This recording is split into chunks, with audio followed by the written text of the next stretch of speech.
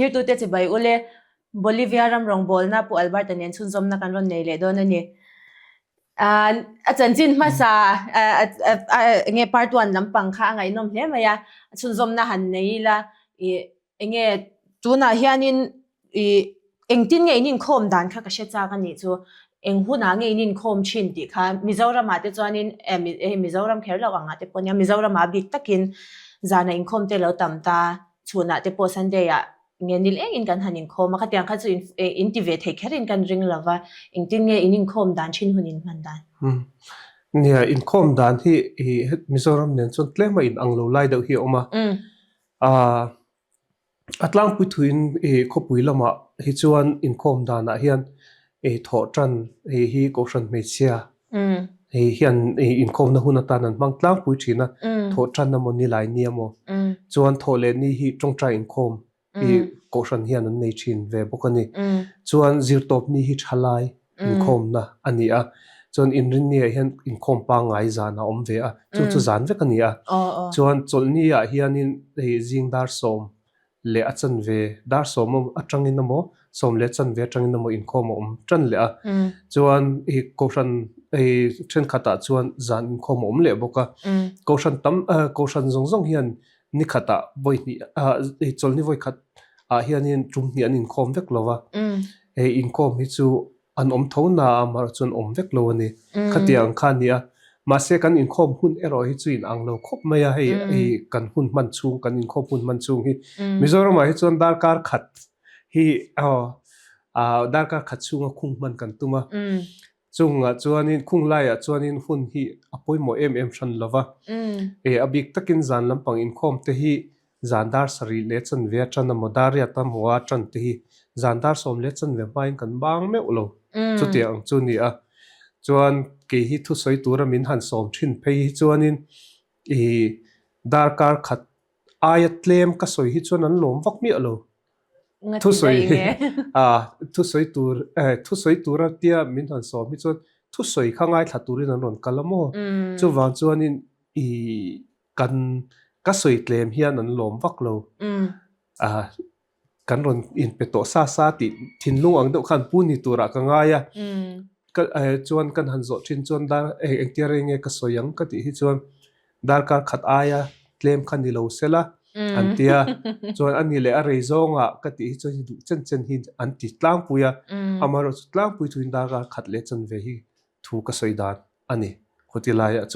chuan in khom shrim hi khami dar kar khat le chan ve thu soi ma po khan la kan sak shrim hi dar kar khat ang hi chu kan sa praise and worship anti hi dar kar khat hi chun ti shima an ngai to la chu hi praise and worship dar kar khat ani a thu soi dar kar khat le chan ve ni chuan rei shrim ani chu ani nge Sunday bi khan soi taila inin khom ta chu thu te point soi atin ma se nangni chu hu nain boy ve vak lauta chan chu nulam in khom ang kha ve thau em ti ang chi te kha tin engtin nge hunin man chin thu soi ngor in nge hunin man china engtin nge zaya rong bol na ang chi te po kha in nei ve chin em ti te hun man dan shim tok pa kha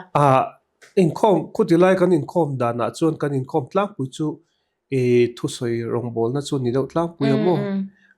thu soi ngai thla kania Sunday a hianin tlang pu thu in Sunday school nei an chuan hi ko ranina Sunday school nei hi chuan tum ni an in khoma choma a hian heti lai baptist ho inan ti ang deuh lakian thu soi sermon ama sa chumi zo chuan Sunday school an ti ang hi an nia chuan Sunday school kha an ti masa a jing entinan dar som le chan ve a in khom pa ngaya khalo tran don ta ang se jing dar ya tangin dar som amo som le minute som panga thleng amo Sunday school oma chuan chumi zo a chuan dar som le chan ve tangin in khom tran ania praise and worship tangin an trana chuan a thena chuan in dar som pakhata te i praise and worship kha an top ve tho bokat dar som le som panga tra an tran an tiang chi kha dar kar kha kati kha a thena chun dar kar khatte dar kar chan ve te minute som li panga te a in ang chi alo a ko rana zir khan mo khatiang kha anita a chuan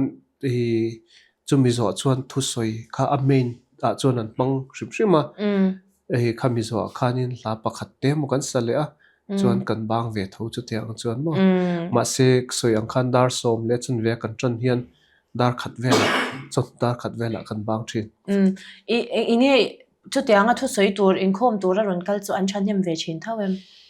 a ko shan kan ti hian heti lai ne ni chuan ni khuti lai ko shan chu ain ang lo na lai I pakhat lian deuh mai chu an nia chuan mi so man tin toi chuan ko shan hin in ti mai a I khatiang kha mi zathum member zathum an nei chuan lian an in tia zali zangan nei chuan lian khan in ti em maya khatiang khan ta amaro chu in khoma hi chuanin tianga biakin an han englo an han nei ve a an han ti ve hi chuanin in khom hi chu a member a number ngai to chuanin an khom tha ve tho zia chu tianga chuan mo ani chuan ni chin kha ni soya nu ho in khom te tin thala in khom te po kha an han nei ve china kalo ngai to a eng tin nge hun an man ve chinang le ti kha sha da chak om hle mai an ni chu fellowship an ti hian mo he ke ni na in khom ursun taka kan tiang hian an ti chia lowa thala in khoma te nu ho in khoma te tin tong tra in khoma po anita a ursun takin an ti lo fellowship anti ta a minga chuan mo khami fellowship a kha chuan a ron soi nang khanin ko ran nu ho te hanin khoma kha ko ran mi pui zathum vel te lo ni ta se khata kha chuan nu ho ron in khom thil ang chi te kha chu somsari somria tamote an lo ni ta khatiang kha chuanin ti hian an thu biala thutleng te khan pot kuala mo khatiang te khan an thu biala chuanin sharing te an ne khatiang khan hei in khom pui ang khan an ti vak lo ani hruai tu pakhat oma kha khanin akai hruai top meya a vai khan akai hruai top meya chuanin du ang khanin khatiang khan anin ni choka khatiang khan antia an tong try howa la ten sa ani lo chuanin a thena chuanin som big ten han ne le khatiang khan hei kan nu te po thu soi turin me chau hi chon an som du ang rang khop me khatiang la te khana kala thu soipa ngaya soitalo khan a bible study ang te khan nei pui mo bible ten ron kenga bible study ang ten chuan khutilam le hatilam pangin an lo na mai pakhat chu in khom te hi tianga hla than sak te hi an dang trin khop me action song kan tiang te khan puitling te po hen an tia wo khatiang khan an han zai te hian hlim taka man kha an tuma chet kha an du bokomo khatiang khan ala atia action song kan tiang te khan an ti puitling te point khatiang te kha oma chon thalaya po thalaya po in khom thala hi tlang pui thu in trong trai in khom kan ti a hian in tle mina ur sun de lek zoka at ka kalve to na chena chuan a chan chu ka kalnai chon thu ka sei de tlang pui mo ka khatiang ani wang khanin thalaya chuanin theta lectran anga hian thu min soi tir tlang pui ta an thut kwal pon an thu kwal ani meya khatiang ang khania ma se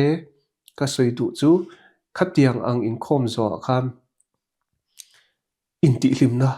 in hei activity in fiam na ang hin nei le thi ava dang dai ve dang dai lu tu in khom ho te khan group in an in thena mo zan darkar ni vel te kan han in khom zo nuwa hian darkar ni le chan ve activity nei zan dar som pakhat le chun ve don thlengte in ti hlimna hun hin la nei thin ka tiang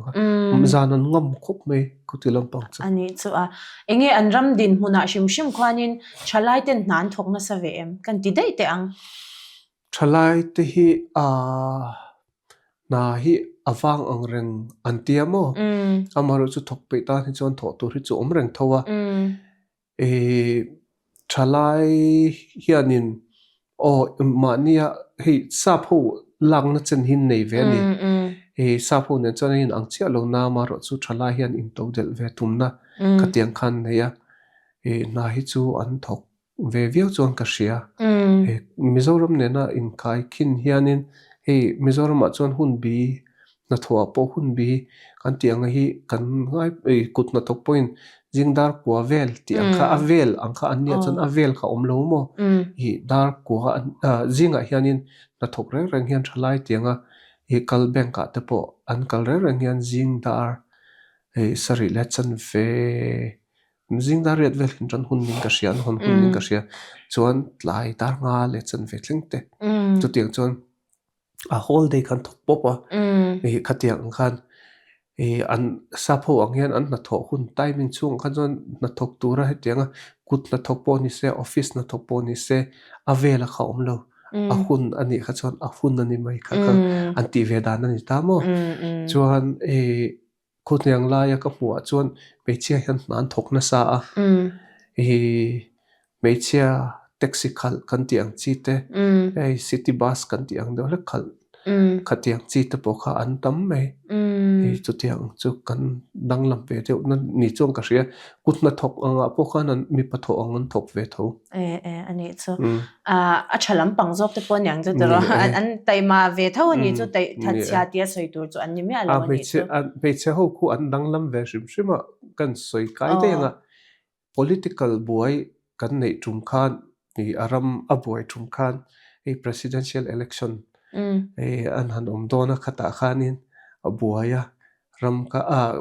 kan nei ka ti me yang an nei a ta chon ram kha boita president kha diklo takatling angin an pu amo chuan ballot box ti chingpen te khan mu a khawang khanin bang turin an nora chuta chuanin a sarkar lama tang ang kha president kha sarkar ni wang khatiang khanin a sarkar police lampang khan nan be chunga police beilet tu lunga vom le khatiang anga in 12 wok na anga a be tu te pokha meichia an niamo an huai lutuk meichia khu an history pakhata chuan ku kan omna Cochabamba khu Spanish ho hun lai tang to pokhan an mani ho hi meichia hi an danglam ve hrim hrim ani in ka ria tlang pakhat oma chuta chuanin no pang le hi nu ho le tar ho khatiang hi lim hin siamani chu huna chuan an soidana chuan an history a chuan ka lu de ania an history a chuan Spanish ho khan an run be mi pa te ho kha ral bein mun dang an kalsi Cochabamba an run be don khan Spanish army an run be don khan beichia nu te tar te no pangten Spanish ho khan lo beile ta tiamo chuan an thive kan tia chumi chu an mani hriat reng na tlang kan omna Cochabamba chunga khwana omomo chuta chuanin sarkar pon tlo the in park ang siama chu tiang te chun ya man lai hun atang to po meichia kan ni tia ami pa pon meichia chu an ti kha omlo a meichia po khanin ara lo kap le ta lo be tura thi thak tur po khan an ti hrelo zela rambuaya ponia tin na thoa po tu na po ka mu chun an meichia ta ko an noivak lo ani ani chu meichia huai sen an li ni chu meichia nam huai sen an ni chu ti to mayang tara ti chuanin rongbol na lama inge chu Christian kan han ti apo chu Roman Catholic kan han ti ang chi te po an rin dan kha adang dai ta ka tianga khan har sat na in tok thinem kan ti de anga chu ni china khan i soi zoi to inge sa khwana hani soi chha chak ang chi te kha hanin daudal na ang chi te kha chu om vak lawanga te ro om lem love ma se har sat na in to ve thau chin chu kan ringa nia khati zonga kha chuanin mi hring thrim hrim aku Bolivia a chek to mi fel an ning ka hria an ma ni hi hei culturally po a tianga mi ti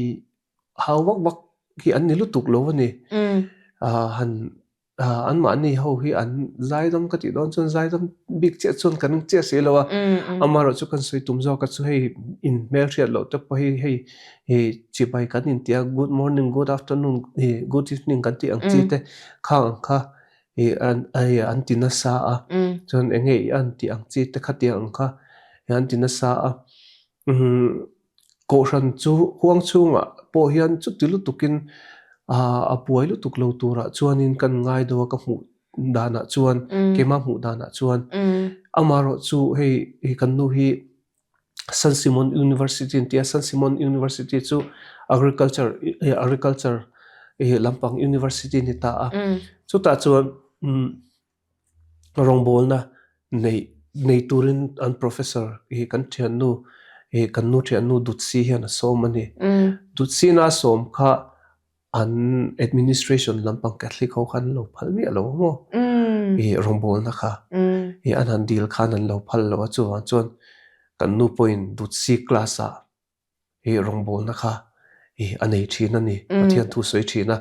achan chu an han soi dana phei chuan heng anga agriculture university a phei chuan in arun kalte tam takhi thingtlang lampang mi ni a thingtlang lampanga Christian po omlo na a Roman Catholic po mumal lo na antiamo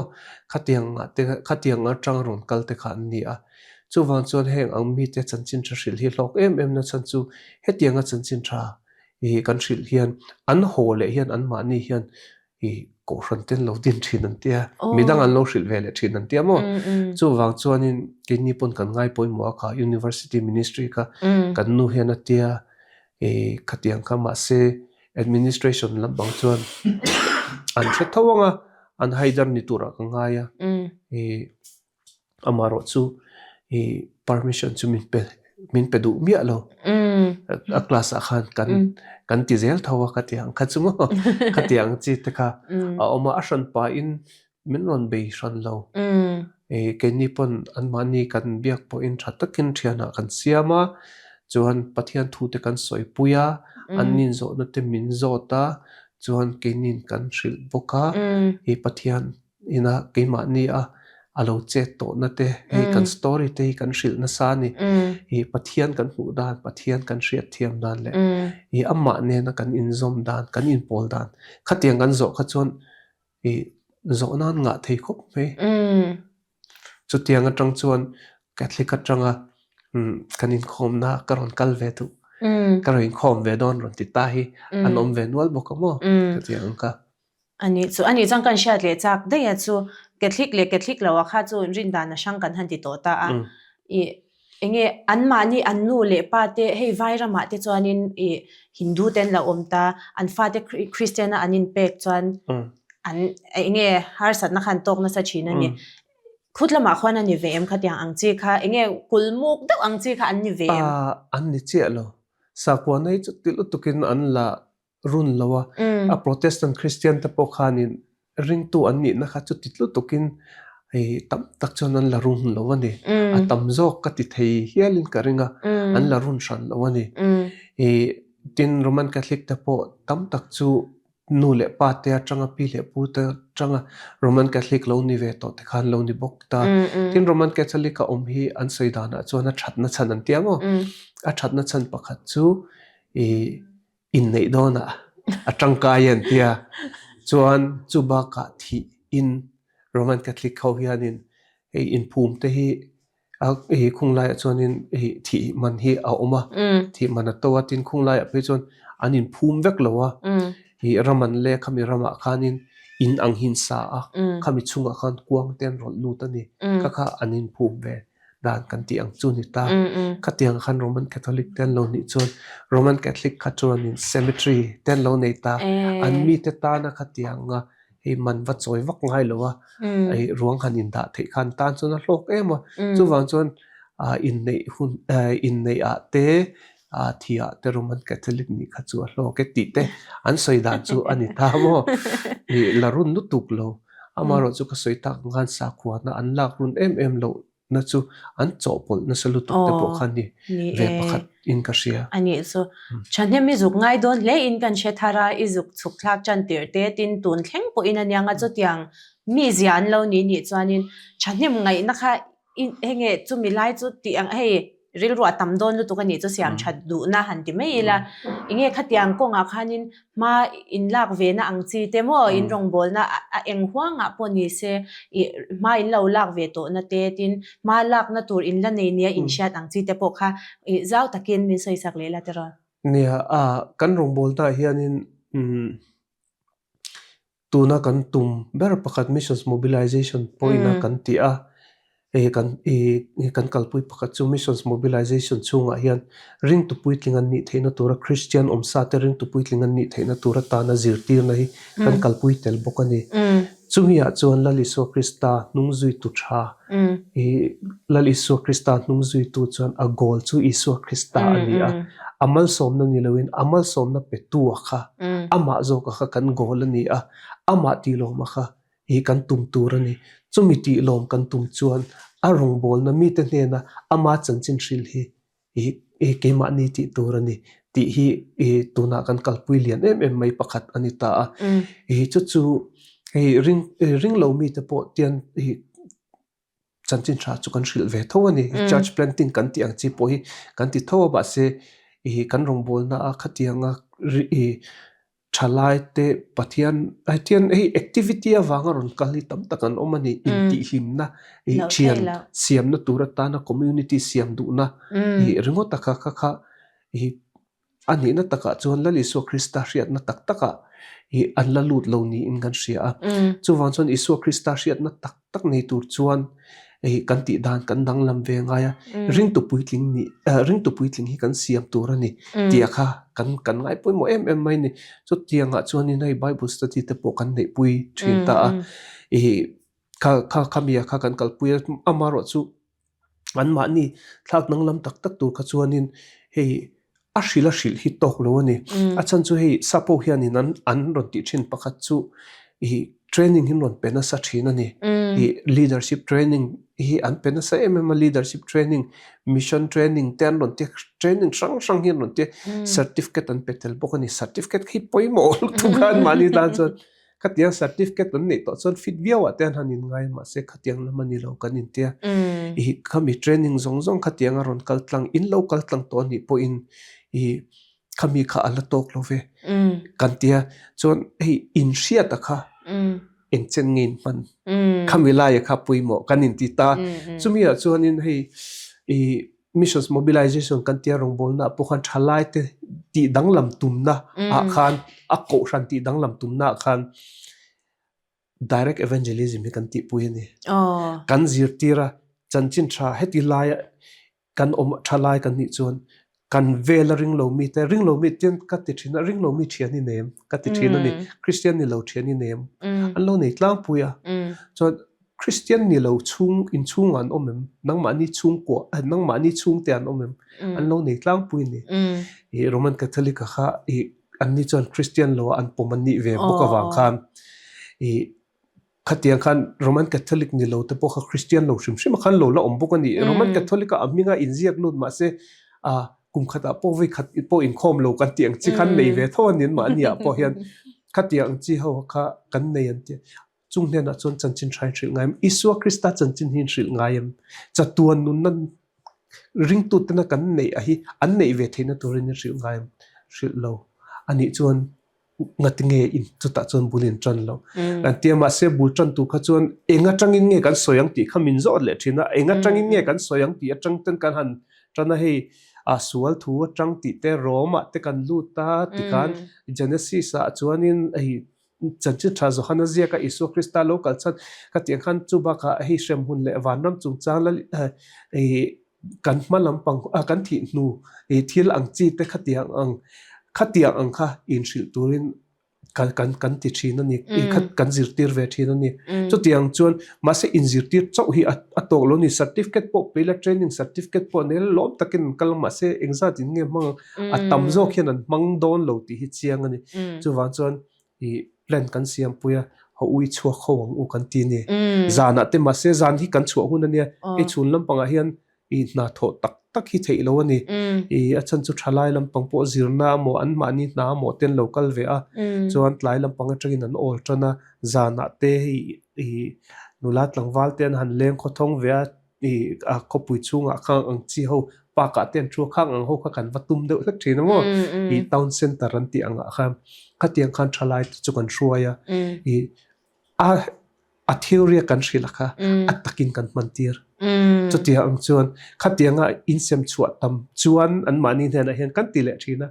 i kan hril thin dan chun insem chuat tam chuan lalpan asoi tur po hiron peng chu han hi nang mani pon han tem ve tu kan tia khatiang khan kan tia chu ang te po chu i koran pakhat bethel koran i tikipaya mi pe chu khami kan ti nu khan thatin voi khattalan chuak thalai bul katran puyamo i an youth pastor tenen kan ti hawa i hei kan thrila an youth pastor po kha lo phur khop meya chon bul kan trana chuan khami khan anua chuan thlakata voi khattal kan ti zel to ngan tiamo chuan antia chuan tikhan ka thei chuan ka wakal pui ve a chuan kha an youth pastor khatuna ko shan danga main pastor turin an som le chunen chuan kanin bele tuna po hen an ko rana khan athalai ta kha engting nge kan ti pui thei ve ang khatiang kha kan ngai tua ve le mo khatiang khan ke ma ina ka ti pui thelo pon kan ti dana kha tikhan pastor nen te po kan tia kan chua pui ta ni kha wang khanin a pastor po khan ka du dan le hei a tha ka ti dan ka hril mol ka amma a ril rem zong ani a ti pui ka ring tuna po hian mo ma se kan chukla le hun chuan an chua huna zana chuan kan chua pui ve le thawang aro pui hle me ngai nom hle me soidu dang ila nem khami chung chang in rong bol le zel na turam ani mo kan rong bol na chuanin han soi em tur vak po ka hreto chi alo ani chuanin tuna enge sim noya in ni ta a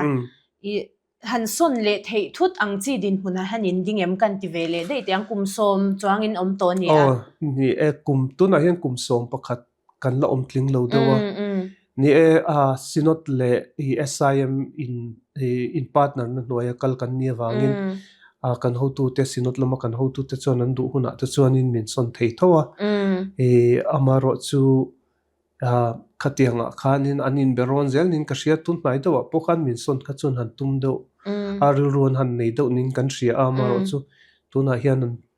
an ril ru hian om le ta hri lo do nge nia ka hrethiam che lowa kha chu a son lo kha chu le lawa chuan ke chuan ka hria thiam dan chuan kan chukhlak don hian Bolivia kan kal don hian Bolivia kal hi kan chak lu tuk hran lo ani achan chu kan nu hian in sangkhat zakwa somko pariata tengin Tibetans veilu tukania alo tong try sakto medical college a kalai tang alo tong try sakto ni anma ni ram map te khatiang kha aruma khoma anma ni chanchin te tikhan achiara atong try sakan ma ni tan tong try thina nia China khan kham Tibetan so jing rong bol tur ti kan ni ani ma se khatia kan han kal tak lowa kha kan ho tu te an han committee an han tong try kan ho tu te makati me chu sinot mission board committee ka pathian in mang le kan ho tu te hi pathian in mang le ni ti hi ka hrathiam ve dewa achan chu khatiang anga khan an ma ni khan an tong try ya kan ho tu te pon a thaper tur pathian du zong ni an thria ta khan ro an rela Bolivia chon min tir thla don khan enge mo Bolivia kan kala trul na le tin kan thleng thlave ni ke ma ni po khan amaro chu Bolivia kan han oma pathian in na thok na sakhop meya kutilai khan pathian thilti makhi kan hmuna sa hetiang em a thilti mak putur chon ke chong ka hria thiam da chon pathian in min tir lut nge ani ka ti a pathian in min tir luta kan ho tu te mangin min tir luta kan chuak don ani pon kan ho tu te mang tho hian pathian in min la chuak le hi don in ka hria chu tiang chu kariru nia a ran pa in inson lo ang chia po khan chu ti te chiamin riru ka nei lowa amar chu tuna hian min son don ta ang se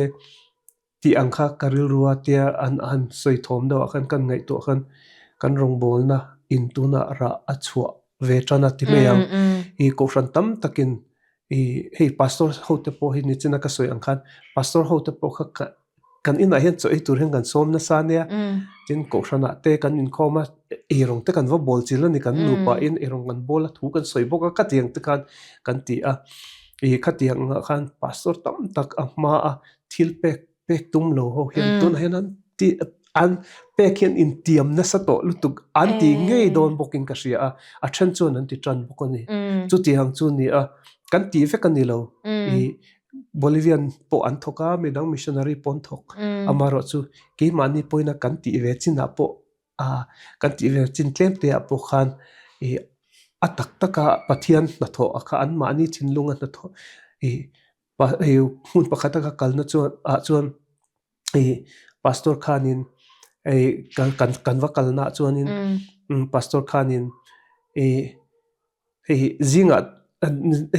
voi khat in khoma thu soi tur moni ka ni ka tia cholni min so mani mà sen tum dan kha lo dang khop me le kha po ron ziak chiang chuang lo khanin kan som che min tiringot ta darkar khat le chan ve thu soi turin ka in buat se ya ma sen ni leng thak khan in khom khan lo siama zan thlengin chuan e jingdariat le tlema tangin kan chana le chan very ma de watering kan chana thu ka soya chuanin chumizo break relo te kan ne kanin khom le a thu ka soi le a chuan lunch kan e chumizo chuan e kan in khom le thu ka soi le chumizo chuan break kan ne thu ka soi le a fine darkar li le chan ve thu ka soi e chuta chuan tlai dar nga thleng kan in khoma jingdar le chan ve rik ma de watrangan tlai dar nga thleng kan in khom a break lian kan ne kha a minute somli panga vel ang lunch inan kan panga abaka khachu in khom zai zo ha thu soi zo reo te kan zai le kan break le zo khatiang je khang kan kalta chu mi chu kan in khom zo kan in khom ba na khan ha ban ma khan in min tha thiam ro dar nga ai chung ka ho ngai zan lama program dang kan nei si a khatiani achan chu zinga ka zo nga ti khan chuna ka in buat sai leng ka tong trai lenga zana rongbol na tura danga ka kaldo na mokati ka jing atangin e tlai dar nga thleng kan in khom ta thak sia e khatiang kha chuan an mani ne na ka soi khan khatia ka soi khan pastorina soi chu e kan ko ran hi kum ruk e kan ni a e kum sari kan la ni lawa atiamo amaro chu pathian mission chungchang hi tun kum tir tang hian sarmon a hen ka soi ve tan na ti chawni a ma zong kan pathian ram rong bol na tul na kha voi khat ma soi ngai lo ni kha pastor khan chuan e tun kum atang hian ka soi ve tana atia chuan mission lampang min ron zirti ro ram thar ram thing ve na min ron zirti ro ti khanita chuan ka wakala te kan han sei ta eng poni se tun kum hi azodon to a zaini na tang hian zanin chu kan pastor min ti me khuta chan pastor hi omlo ma se kanin khom thowanga atia ma han thu soi khatum mo faith promise chung chang soi tum ni e faith promise kan siamanga kan khonanga chu kan da sang nga langa missionatan nakuma tangin missionary pakhat kan chomonga ti ani chuan atong manga chuan COC atiamo chuan Spanish in ti COC e vamos a englo ai khatiang khan apoyar un misionero e atia desde próximo año atita chu omzia chuan eng poni se kan ti shim manga ti nani missionary pakhatin nakum tir chen kan chom shim manga ti ani tamo khatiang angte hi ara akha tuna sang kan pu ve chan ani thil sang atang hian chuwan chuanin kan ngai to chuak don ni taila a ui ve mangi ara han pu ve chu katia maro chu pathian thu nia pathianin khuta min shwailu ta kan ho tu te kaltlangin min shwailu ta anin e pathian ron chungin antia khuta kan thleng thla pathianin na thok ngei buka tu na ara kan pu ve chana e kan chhuale point pathianin mundanga atula ti na min shwai le don ani mai ni adi khop mai ti chuanin kan sha te chak chu in soinal to a in thil ton ang chi te po inge pathian na tho in omjan tera changa vo in ni thleng te po anyanga mi mal chung ko ani emo ko shan huang chung ani emo in thil ton pathian na tho shim kha min han soi sakla te ro ania e ko shan huang chung kan rong bol na pathian kan rong bol na pathian na tho hi soi tur nualanga tin ke mani mi mal shim kan harsat na kan e pathian na tho matin aram thil kan ton ve shim te pokha ve boka ama saberin ke mani chungchang bi ka ami malak e kan ton kha kan soi do zung langsar zual do le englo do kha kan han soyanga e tam taka oma e pathian hian in chu ka soi ang khan trong thiam ya lo koi khat po thiam lo kan chukla kha e kan chukla kha Interpol police in min lo la sang ka ti kha min zo na sang min zo ta min do pa ka ti kha khatianga anti khan atlang pui thu in poisa hin lo choi tir thin ani poisa hin lo lak sak thin ani e chu tia ang chu ma se ke chu poisa pakhat ma lak sak thei lo tu khop khan eng ma kha mi ka makha ka shelo topa khatiang khan ya ma se jingdar thum vela khan kan personal coordinator Amalia chunu chu anwa phone thowa kan thlenga Cochabamba kha kan la thlok le don ani ti zong information ka an thrila ni ama ne na khan mo khatiang kha hei pathianin harsanna mo kan ti kha pathianin ke ma ni tan sim card le ngai na a omlo enge ni ka shlo sim card vati lan shlo chip an ti tlat ni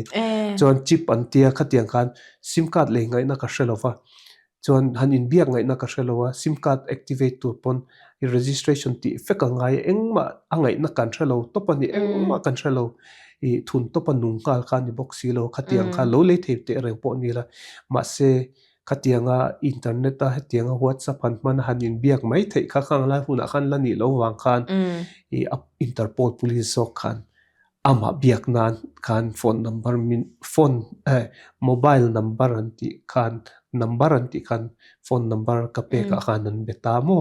ka kha jingdar thuman kai thowa kan thlen chin an sila kan thlen hun tur anita min lo pick up kha ol samta kha ka ama sapera har sat na mu kan ti pathian na kong min lo hon sak na ma saber khanita a khamizo nu kha chon pathian na to hi a te se phan soi tur po hi atama kan ke ma nun shim be ka po hi ka soi ve zau to ka soi khar lu to ka he thili potosia tia kan han om to nu Cochabamba tanga kum khat kan om to nu a kum ni na potosia kan ba om to nu han potosi tlang sang lu to ka taksa hian angei lo kho me a kan in son ma khan pathian in min ko na kha Cochabamba ni tlata hriat na kha kaneita kan chuk thlak chan na kha potosia clinica thok kan nu thoka minor so ti tur an mani pon chiana han siama an mani han reach out ka an tum kha timeng kan tum kha ani lai khan kan kaldon po khan Cochabamba hen pathian en om tur hian min ti ni tlata hriat na hi kan neya ma se kan om chuang lo ni kan kalchan turanga kha chon kan wa kan kalve tamek potosi khopuya kha chon kan om meya chon potosi khopuya khan ke mai ke kashisel na hena tuar ta tlang sang lu tu kha kaloti theimi alova chon kadam lowa he kum khata hian thlachan ve lang hi luna ko thalo ka neya khatiang khan rongbol na te hi nui za thlak ang ren thin ko me thu soi nai to then luna lutuk damdoi ka kan han mule lok phota khatiang chi ten a thena chon ka thu soi don thalai jinga rongbol na kan neya inkom na temo thu ka soi don a te ka kuan thalo thu ta ka ko thalo te ka tlang sang khatiang anga pum nuam lo ko thalo kha chu ka pum te hi aru ma chu bathroom ai ka tla char thena ni khatiang khanin kum khata khan exercise po voi khat po la loin kg som chuang ka hlawani khatiang chia ka kan om chung po khan ta khatiang khan katlan thina khatiang atanga na thena chung kan nun te na in trong trai ro pathian thu ka soi laya ekina khatla na ngai lo na turin te katia khatiang kan ekima taksa kha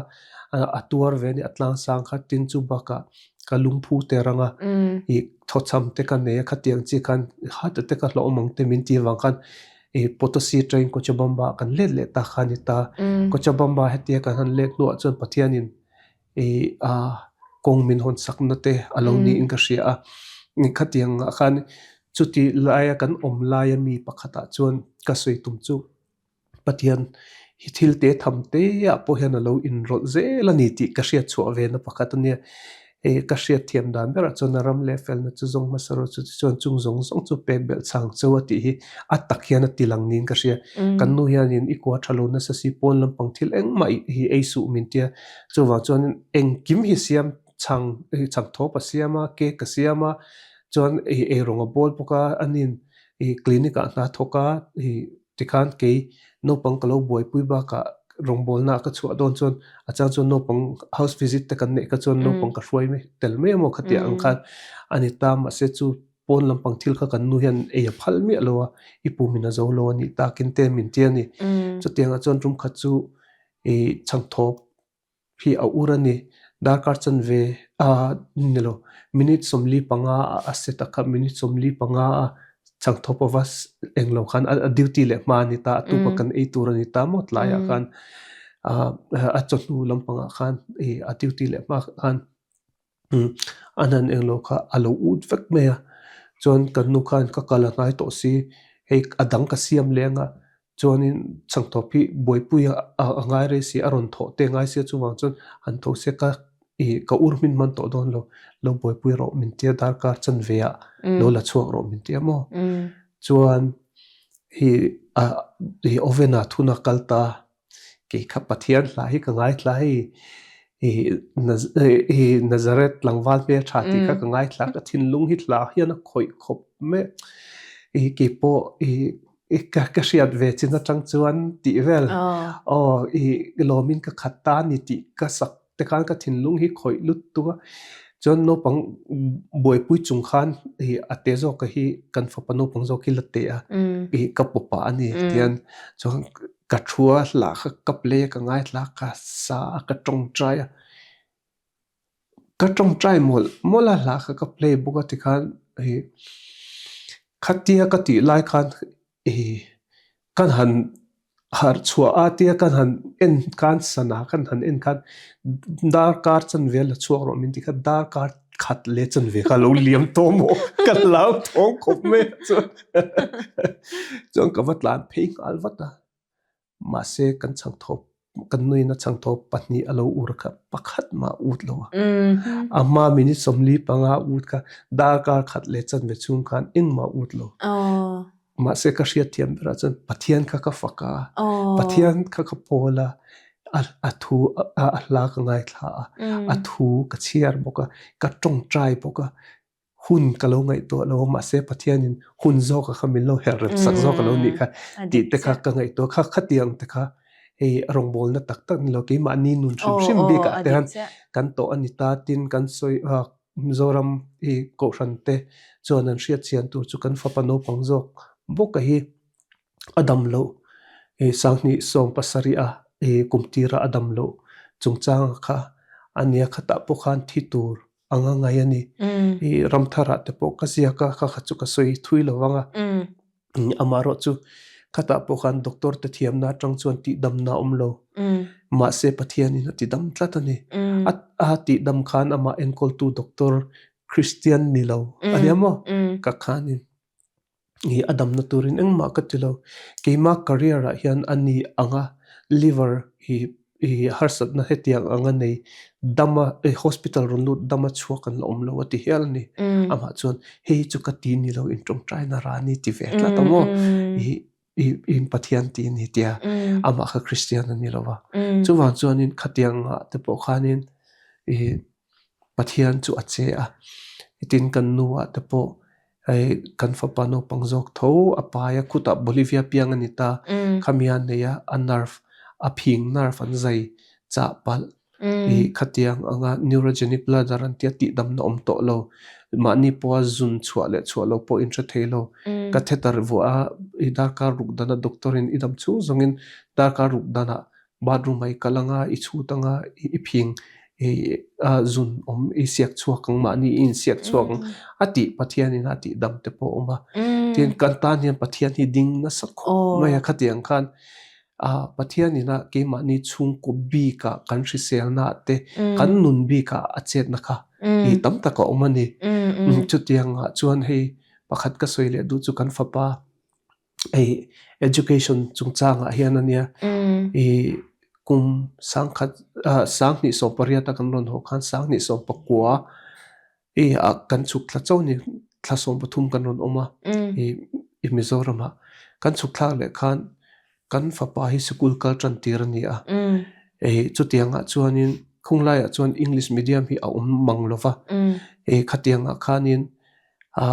Spanish medium da fakanita khatianga khanin Quechua te Spanish ten zira Spanish te pokhat ti thia athiam ve mana hei thon thu te soi thei mana mo Quechua te pokhat ti ve thei soi tranani Quechua chu in kan tribe pakhat tong ani ta mo indigenous strong an mangwak chuang lo ma ro chu sarkarin compulsory tia chuan kan non ho heta classroom pathuma oma khan sikul kan kaltira Mizo le Hindi an zira Quechua le English ka thiam to lo kan chukla le chuan na thei hil vek to a khuta kan han chukla a political buain minnang nga la kami presidential election nu political buai khan chu mi nuwa covid lockdown an ni le kha engma hi thian ten ne na han in kompo kha thailo in khung ngot me kan ni wang khan tong ta kha thiam to lo school an zirlai Spanish te thiam to lo wa Quechua te thiam lo wa thian ten an local san to box ya khang khan shoma tilu tukhi a thuak hi kan hria thiam nan chuan a in shutdown ang da ti me ang hei a thi zir tur ka lekha zir tur kan ti chuan a trap top a zir hre lut tuk kha khatiang khan oma online veka thil ti ni box si khatiang anga khan a English lampang po kha a English subject po kha engma memorize thei to lo khan oma mo chutiang chuan in kum ni kha kan a sualin kan suala a ha thla lut tuka ke ma ni tam po khana ni na taka chuan kan mang ang ve ni kan fapa hi mi pa nga ya chuak donin kan shalo ni ke ma ni na kan mu dana chuan khatiang te khane kan ru shom ve khop me chun hetiang reng chu kan na tur ni lo ate kan lo ve ta mo ni le ti te kha kan ngai to na chuan ve ni ma se chu ta chuan in kan ru ate po feel to hi kan in fit lo ani ange ti ngai to na ter on luta puan thua tel te hi a trul ve ta emoniang le ti te kha ami chung kwa pa ber tang kha chung ka ngai to te kha angai ni a chan chu kan nupui a ha lutuka a frustrate to lutuka ke ma po kan ni boka han ti ngai na kan thre to bok si lo kan fa pa line eng ma reng thiam thailo kum khat po ni lo kum ni khatiang kha ka han kal Bolivian sarkar hianin no pang hi ti fel a phal lo shim ta mo sikula hian ti fel thelo ni ta khatiang na kha ne pol chu son ve me ya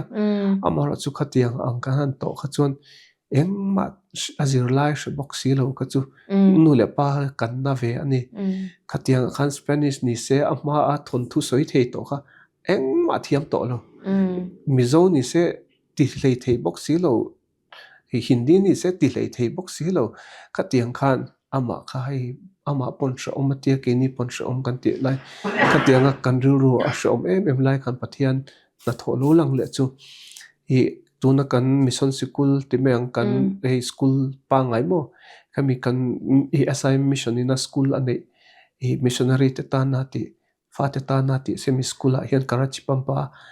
administrator train kan tho puinu ndam lo ho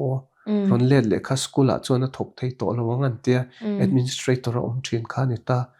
chuan ke man kalo ti venge TCK coordinator kan tia missionary kids coordinator mo khatia ang khana ron thara a voi khatna tan Bolivia kan ne ya chu khatia khana ron anin kan han be venge tia a zir tia ta American style in chuan kum anu nen hian an pe ta chara kum ni nge kum thum vel borning ka sia an han ti puile kha chuan alozia veta chuan nikuma khan avoi khatna tan ama piana nu lama hian sikul voi khat whole session akal hi pum rum ve na anita aman tuna pol sari azo to mo chu nia ma se chu ama zong khan sikul mu mal sikula po tramu mal pun kal lo khan ekima ni omdan nen khatiang khana omta chuan chu pathiani na ama keima ni ta na lo to chu kha bet bargain ani ta kan thian nu chu chuan tuna pe chuan in sangpui hi ka unau nu te min inutei kan ni hi te kan fa te tan chuan mo khatiang kha anti min te ro u te khatiang te kha chuan in anti te pon ta hei keima ni po in lai pha lu tukin khatiang khan kan omta kha khan an han boy pui train tu na hetiang hi kan ner ril ru te po filta khatiang khanan bet vele kan ril ru shom ve te po kha pathian min choka khatiang te po kha ke ma ni nun shim shima po hen kan to ka sai tur chu tam mei maro chu kha ke ma ni bi ka chon lo ni ta se kan ke ma ni rong bol na hian ka soi du boka kan rong bol na hian pathian min shwai na sa khop me ya kan rong bol na hi ke ni chuan chi kan tu ni in kan in sia ataka hi kan timeng ara hi kan va poi pui lu tuk lo ani chu tiang ang chu ni chu wang chuan kan rong bol na te engzang nge ring tharin nei tin min zot ta sen chuan ring thar han soi tur chu kan nei lo chan chu kan somna te hi ka siam du lo ani chan chu somna siam chuan an mi hian an pom dual thina an ding dual thina mo ka du lo wa an mani culture a chuan thil pahnia wangin ka du lo wa pakhata chuan an mani culture shim hai mi emotional lutuk latinos anti ho hin ni bolivian ho pon ni chu wang chuan thil kan han soya ngai nomitia ingai thado khatiang chuan an ne viau che kha chuanin in lan ro han ti la oi ti ngal meang khatiang kha anu le lampang tur po ngai tu alova anu le lama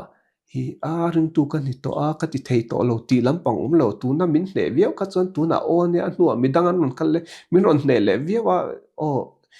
sual kan tia po khan va ti pui le nok thei thin kha an ni culturally hian ka soyang khan thil hi an la run du tu lo pathian thu lampang sa khwana roman catholic pon ya protestant lampang pon thowa khatiang an ni wang khan kan film khura isua ka pom du eron ti po hi ron chap po hi kan lo pom thadu vak lova pastor te ne na hi chu lo boy pui ula chuan ring tu pui tling ni turin lo boy pui ula lo zir tir ula so ta chuna la tu tak ani chan baptisma lo in chan ti rawi kan ti chau thin ani hun nei hun kha om se kan ti thin ni ma se kha tiang kan ti thin hawang kan hei rong bol na chuanin sod na ara ang chi han soi tur ka mu tur om lo chu a lo rei phe chon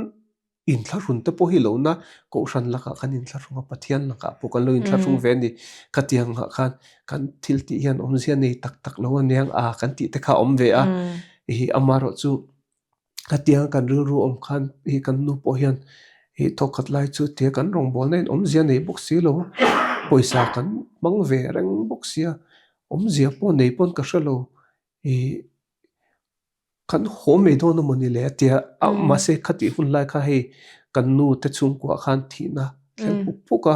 khami wang kana ma te kan depression te kha anan kaltlang ve ni khang ang ve la tanga ru khatiang om ve nei ve khan ni om zia nei bok si lo wa te kan ru khan ki pon kan ngai to kan chet ve na zong zonga mi te ne na chanchin tha poimo no te kan in zir tira church planting a te chung kan ti ve thowa amaro chu kan rong bol na khan mi na an han soi anga ra chua vak khan ni bok silo tien ru kha a om ve ni ma se chu ti lai chan khatiang ru kan han put khan pathian hian kan rong bol na ama kan rong bol na kha ara min ron pu tir ve ta thung mo chumi ami chu ko ran report na point ka soi ve thina mun pakhata ka kalna chuanin thu soi turin min soma ko ran khan thu an thalai rong bol na an thalai ho zinga thalai som kwa vel por som kwa tanga za som ni vel ning ka ria khang ho zinga khan an in khom na thu soi turin min soma an youth pastor le an ko ran upa pai kawak zina kawakal ve ka thlen ma de kakal ve ka hi mun da ka in kat pot chun zana ka kal le ta tlai ka thlenga zana in khom ani ta daria ta tanga tran ani ta mo chon thlen ma de win an principal pastor an main pastor kha ka thu soi ka lo phalmi alowa chon biakin kha kan wathleng ve shim chu rongbol pui bolivian pastor mission ekam kan ti potential missionary kan ti missionary ni du khatiang training kan pek na ka thopui pastor Luis Romai khan vakal shim ang pastor chu ka be ve shim du ke mani mission school soipui tur hena ti ani chu kochabam balama hole turne ke chu chapare khan om tur kan ta mo chu ta chuan kan watleng chu anan soipui dar karchan ve hi soipui to no hen ki chu engma poi ka soi ve du lo biakina ka lu po phal lo ka thin hirim khop mai te me ang he ka thinari matila ke ma hi ka tot up mai ni pathian thu soi turin kan in buat se kan lo trong trai ve zin mewin kan vakal ve thu soi le phal lo kan omna train kha fun kha kilometer zali ve la hlan ya mo ke mai ka tot up me ya ka lung kha oi lo tu ka miron en china he India mi kan ni tia soi khan India mi kan ni kharing lo wa miron en zau china chana nuwa chan lui sne na khan India mi tak tak ani mo atia Spanish ka thiam lo mo ti ni karing do mo chon ke ma po khamin belo khan pekin nuai a thuthleng le do kan da khami englo khang kan thu kan ta chon kha chansa line ka soi ta ka tong te kha kam te kha ka uluk lo he ka how do pa hi pathian ram rong bon hi ko shan mi te zir tir te zir tir lo wa i zir tir lo chon tunga zir tirang ati chang khang ka chan hei in chua chal do khang ka ti tamal ma da ka khadon ka soe ni khatien kha ma se hei pathian kan kha pa kha khoi kha lo du kha lo nia chu ka soe ang hian ko shan te hian missionary po chua du thalai po om se ko shan te hian chom hin har sat em mai ni chu wa chon missionary chom hin du lo ani pi ko shan tam tak hian kan theilon ti pop pop kan lo tong trai pu ang chau kan sum chu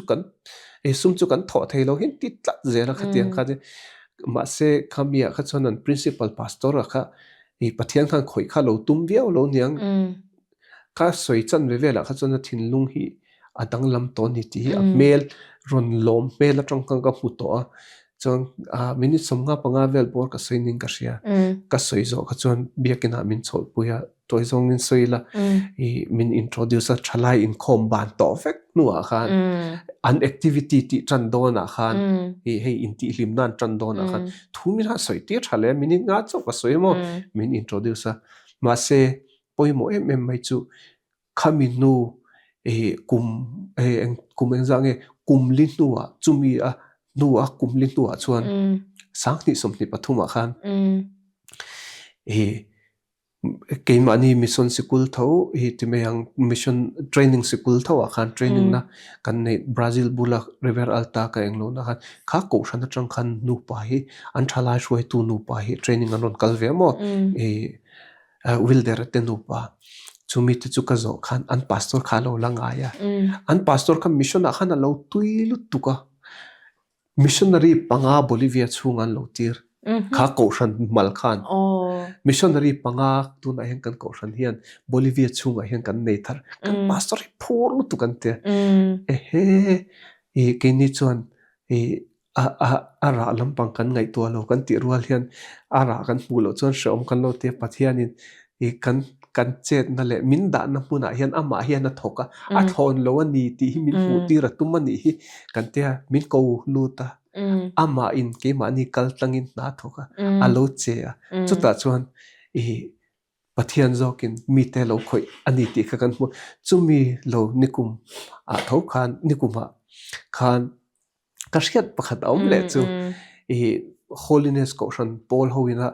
national mission khompui min englowa min somamo chuta chuan kakalani amain kakala sangni somni pania de to anita kakal na chu chuan chuta chuan thalai kha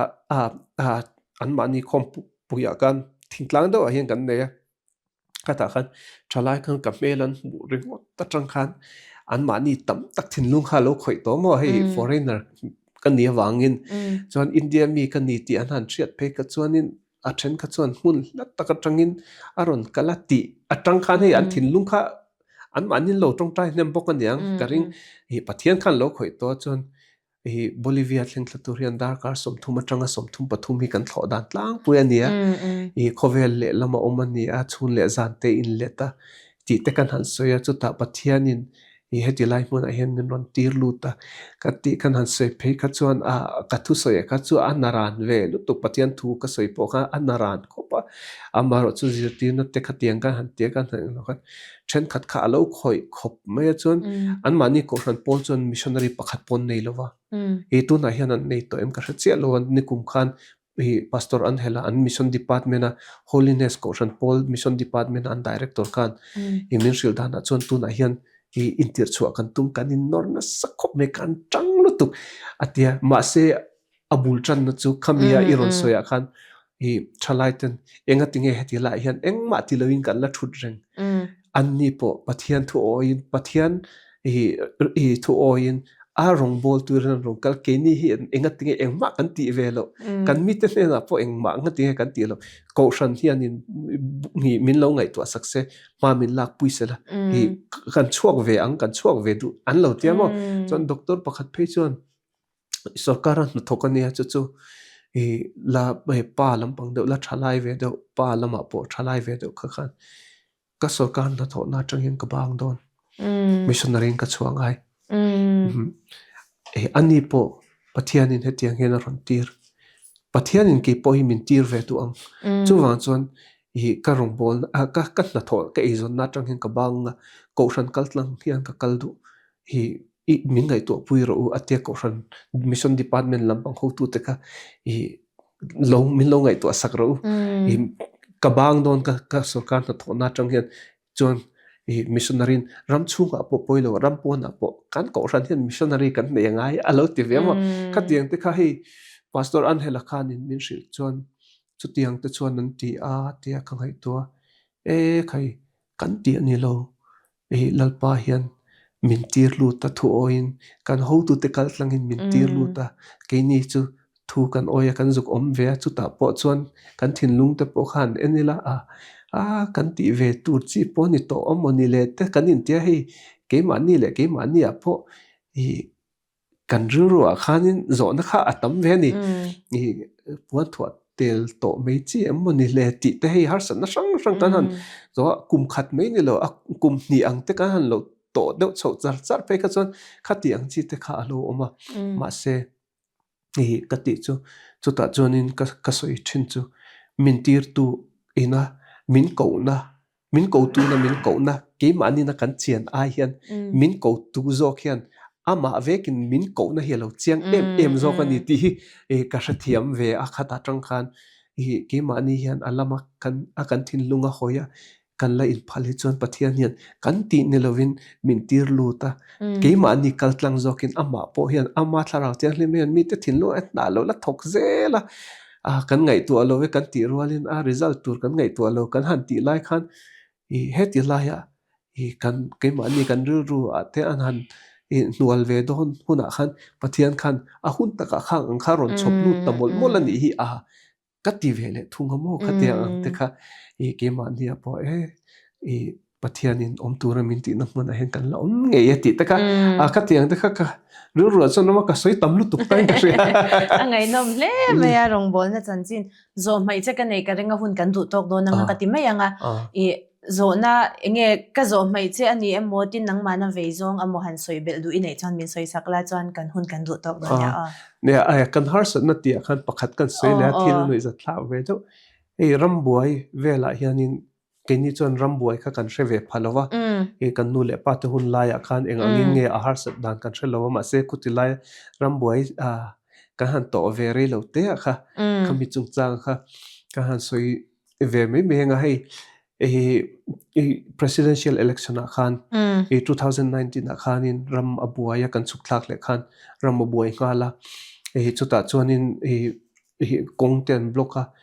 sipai police le mipuiten anin beya thi te pon omanin 12 wakan in sat boka tin kan omna khopui kha president anthan thlan kha ballot box ti chingpen ka ti khami chungchanga ba tingle kha bang turin an nor khani ta khata khan ama khan pol khanga na samei sia chuan ke mani omna khopui kha anron be thina apol te khan khatiang khanin silai te petrol bomb kan ti ang chi moluk of cocktail an ti ang chi te khan inten hala chuanin anin that boka tin in chunga ten ron lu ta in chung omte ti khan an soi sa khatiang te khan en ron bedroom kha chu kan omna kha an ron be ve do na chuti lai chon khati atira anin be an be kha police kha an hel thu ta ti meang ami pui adu lo tulama hanan tang thu ta chuan sipai an che du si lowa sipai khan ram chung boina kanin rol theile nem ram veng him tura long kan nin tiring ngota police kha amang char chara president khan ma se police lampang khan mi puina na in be char nu khan mi puilama khan an tang ta ka khan president khatlan cheta president omlo ta kha power vacuum kan ti an hi om ta ni khata khanin ram chunga ami thadu lo le khatiang inti boy den chen khan inti boy na te poni boka thadu lo te pokan mi in rok le khatiang te khan an che hei law and order kha to lo ni khata khan chuta chuanin kema ni mission po khan missionary ho chu chua vek turan tia chuan mission danglam mi te ho ka chu atira an buai tang khan an chuak to lomani keni SIM lam pang kha kan la omomo ma se kema ni po kha chua turan tia adu du chu chuak ro an ti phota tira chuan kan tho pui than khat te kha chun chuaka ma se tamjok kha kan lo ma chuan an nuwa khanin kan director khanin no pang nei song chu chuak vek ro min tia chuan kema ni po kha chuak turin min te ka lo du lo na samaya a chua kha ka tum lo aram mi te phun lo ma nge mo kan chuang le ka te ma se min nor na sa box se thoi lo chan khang ka chang don in ka ria kan mission policy a chuan ron ti to kha chuan in hial kha shom ka ti khom la in nangnin do nem ka di sama nu pa chuan ne ke ni chu kan la chuak lo wang atia anang ni point te chuan ke ni po kan ve du a ka te ani ma se ama khanin chuak ro u atia ma se chuana tur khan ama chuan airport lama te khan ke nan kala thlona in thlok chuak te khan ta mo khatiang khan thior chuak zut khan ta ma se ke ni a chuan airport han pan po kha aboi thak to ni khati huna kha chuan a thei mi alo chu ni lo ma se film phur takin airport pan kha ngai ni khatiang kha ma se chua lo kha ka ti dawa ta kha chuanin empon ni se boruak lo thler paro te khati lai ta khan chu kan omna khopui anon be thina khan kan omna veng khan ron pe do na mo ta chuanin ka Bolivian nu hi kan ya hei fa angamin adopt tu hi chuan min ron bia ka kanu chuan ni lo film khuroi in omna veng khan be don ni ama chuan an mani omna lampang veng te khan be thina an venga mi te khan an mani veng te khan lo venga lungin an in voma hei sil ai ang te khan an in ka boka chuanin anin be na chu sang til sang man ron mang mo khatiang chi khania chuan kanu khanin lo in veng ro u tia chu mi zan chuan kan veng ho mi ka pon kan han chu ka zan dar som pani vela kan venga po khanin lai ho ka hi baseball bat perek ten khenga tu bo te le til sang man ruak kengin mo chem te kengin ti khan thalai ho ka hoin an omat panga hi som ang vel bot te kan petrolling an ron kalani an ron venga chon kan veng lu na englo na omna lai bor ron kalna tur kong pui te kha thing kong sira thing ten kitan titlua lo di du angan ron tlan lu pop te lo na tur te kha an siama motor ke ten hala kha tiang khan an te chon zanar som bani vela hen kan chu kan va pu ve chon kanu chonin kong pui na ya pokhan omsu rek su atnung lama rek ron te atnung lama te khan kan rek chon kan nu hian kan fa te zan lai atlan chia thu tangai po atlan che thei turin te chon ke mani mission lam pang khan tlan chia dan tu te poka plan an siam vek to ni chuan reksek kan khan kan bek a khanin passport te tuite damdoi te enkim chocolate ti te katia ang chi kha kan da kan poisa nei ang chun dollar ang chi kan nei te kha kan da mo chuan kan mut po khan jin ke kor kan faten jin ke kor ti sat nen muzabunin chua vele rik phuta phekok buna tlan thei tur kan ti khan kebula reksek kan da boka ma se kan ngai tua in an hala in an hal lo po an lu chua chung om te kutan thla ka achunga thil nei ten lak saka khatiang ani wang khanin an ron lu hlau chuan ang tinge khatiang kate kan kongkar pui hi do kan hin kan dang ve ni thutleng te khang kan danga hen ron nor vak po hung mai theilo tur khan kan ti phot ani chuan kan room ha khanin ge kan but na room ka kala kan nu ne na hianin kan in ven na eng poni se an ron lu vai chuanin thil dang hi chu khoi ma se eng po la se tin ma khan om lo nga ma se ruma non lu am kutan no tlak don chon katia tu bo le thirbel cha lian deuh hi ka kengani chu ka mut puyamo zana khan chon kan nun ne na ron kal ta se kalo veng chonga he ta kila hian in omanga chuanin keima hi min lo vot thu ta hlau ani po in hi no pang hi lo ven turin ka te thirbel lian vak lo cha ve deuh kan ne ka pi ve buka chu mi thirbel ne ta chuan zana chuan kan riaka amaro chu khami zana khanin kan omna khopuya khan thalai rual juvenil antia Cochabambino juvenil antia mo chung ho chu group hin oma chung ho chun bike te motor te kha hi armor car ang deuh hian an modifier khatiang khan thing nen baseball bat nen le tia hal englo zen nei chi tia bom katiang chi khatiang chi englo ang chi kha muk tawa benga khatianga han ka mi po ka wal chuanin ka fu chuan kang duai theang tur khatiang chi sang nen khan buai na omna khan an tlan kual thin an be thin ani chunga chuan mei chen tam mei no pangte te pon tam mei che kha khatianga ral patong kan ti ang tura khan chung ang ho chuan an lo be ya kan omna lai kha an ron kan veng an ron thlen khan kan omna venga khan ron hal thei ta lo khan ni ta mo ke ni po chu thirbel le tu bo nen kan mu ma se khami tu ka khan interim president luta ta kha chon sipai kha ache tir ta sipai lal bera kha ache du lo kha bana chon adot che a second in command kha che tir ta khata kha chon sipai an ron luta kha chon law and order an ron om ta chu khamin ron kal kha chon an ni po helicopter ne ron kwal vut azana po helicopter a sipain silai le light englian do nen ron chun kwala kan invel bor te po te kan silai nen an ron te convoy ron kal zut po khati anga khat law and order ron englo ta ma se chu ke ni po chu kan omna veng a chun ron hal trep kan lo buai ve trep an chu khati ang chi te kha kan tong ve ma se chu nga po chun pathian hian thlamuan na hi ama thlamuan na hi min la pe ve se kan lau shan lo khatiang zong khan amaro chu atru lan ti wang khan kan in veng ve me khan ta chu ang te po chu kan khung lai chu kan zuk tong ve harsat na allena hetiang anga ahupur anga alan len paule pathian tharau thiang lim hian mi te ompui thin ni te hin ka thiam do mo khatiang chia ka a soi tur chu tam me amaro chu a thuilu tukang ka soi tam to e mai alom ne me zan ina hun chatak mi lau pe a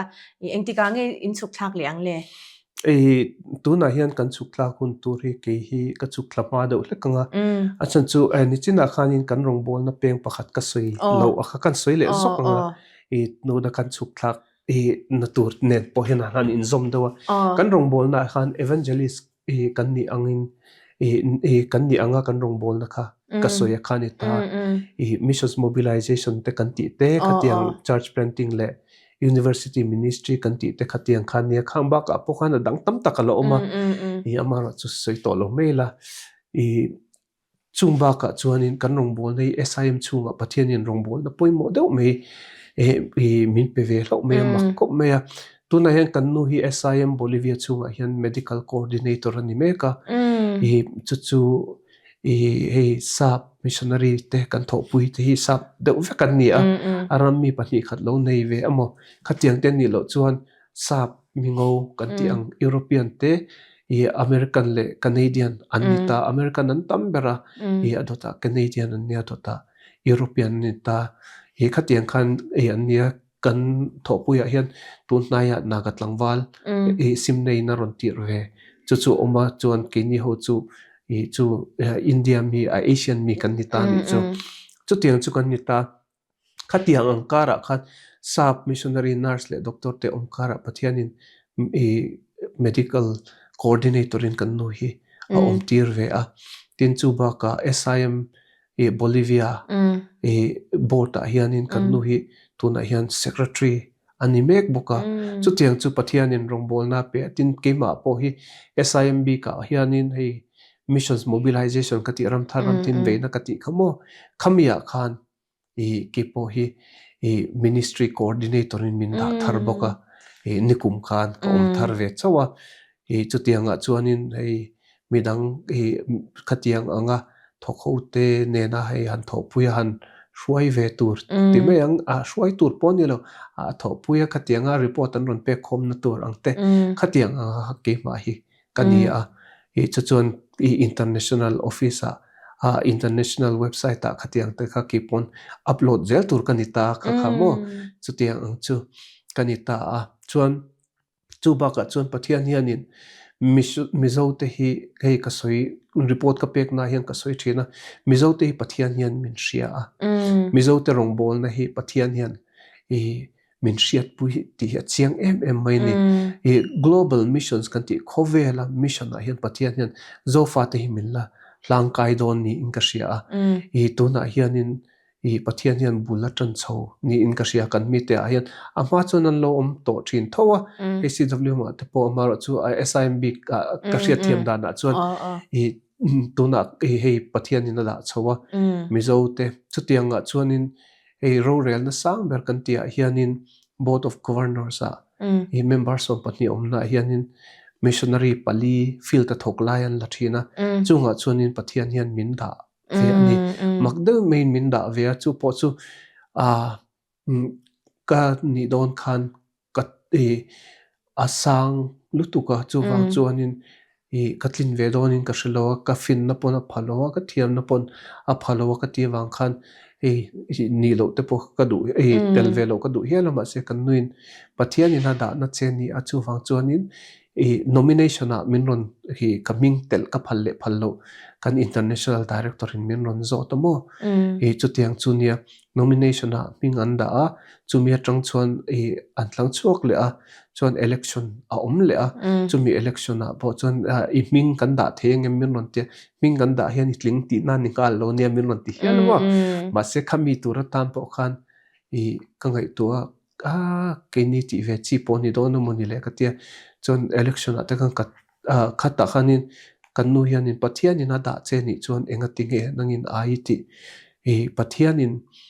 ada cheni chuan aman ati don alom nang mai ni fin nai ni ti don le ne min ti khan ekema pokha min ti har ve dawa chuwang chuan kapum khani ta chuan tuna hian North America le Central America South America le Spain hengram ai o hian bota kaluta ni tuna hian chuan Asia te chu aram ai o tu chu Australian mi de ni tamo khatiang kha chutiang bota te chuan tuna hian ka ve a makkati khop mea mizo te hi pathianin hetiang ang turatan hian min buat sai animo mizo te hi min pangdon animo kan ko ran rongbol na te mizoram ko ran rongbol na shim te pathian hian a ria mizo te hi min ria khovela hian mi te pathian ram rongbol na chungchanga po buai pui turin min tian ni hi ati ngai to na ka ne ki ma ni loin tuna hian ki phe chuanin ka represent nia ka riat ve ai on ni ve ka in chu kan synod mission board te ming ai o te pon ka thu ni te ka ria tin amizo shim ai o te pohen ka thu ni te hen ka ria ka tiang kha chutiang ru pu chon bo ta po ka thu soina ka tin ve na te po ka din ve yela ka tiang ru pu khan chu ang chu pathian hianin thila lo ti na sa chu amak ka ti khop mai pathian hianin Mizoram hi asia kan Christian te kan chia po intima ila hi aram rongbol na hetiang anga ngai to le ma ni nei sem chu adu na midang te thril du na thinlung ang pu hi khovela hian an tam lo aniang pathianin min mang du tlat mai chu ka soive ka soive le zokani chu alo bomle maya in rongbol na chanji na ngai no matin in rongbol le zel na tura in chung kwa in du sang na kan hlan chewatin kan sha chwa chang de pon kan hanin chong chai pui chi na nga hau takle in rongbol na te in rongbol na le zel tura du sang na kan hlan chewa tin zan ina hun min lau pe alom thu kan shil che khalo ve khati jong kha pu Albert Golding lian ane na hun kan ron man thei te chu ni